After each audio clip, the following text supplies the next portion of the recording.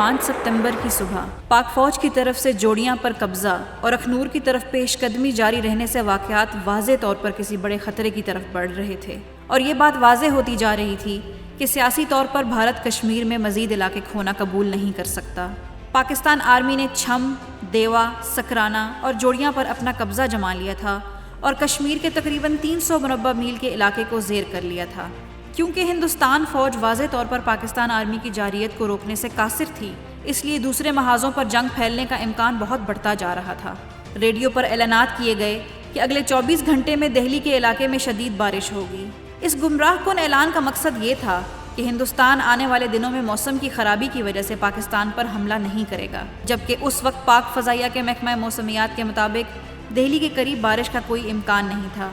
لہٰذا یہ خبر بھارتی فوج کی گمراہ کن منصوبہ بندی کی ایک کڑی تھی۔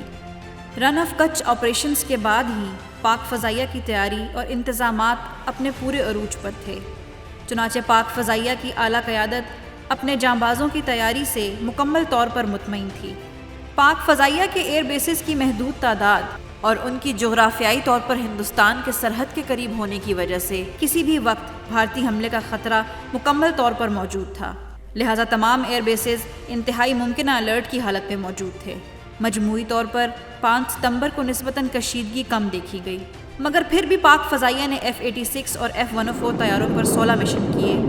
اس دوران ایک ہندوستانی جہاز کی موجودگی کی خبر پا کر پاکستانی F-104 کو علاقے میں بھیجا گیا۔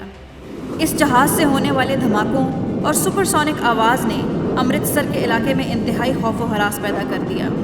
یہاں تک کہ ہندوستانی وزیر دفاع نے اعلان کر دیا کہ پاک فضائیہ کے جہاز واگا کے ذریعے امرتسر داخل ہو گئے ہیں اور بھارتی فضائیہ کے یونٹس پر راکٹ پھینکے گئے ہیں۔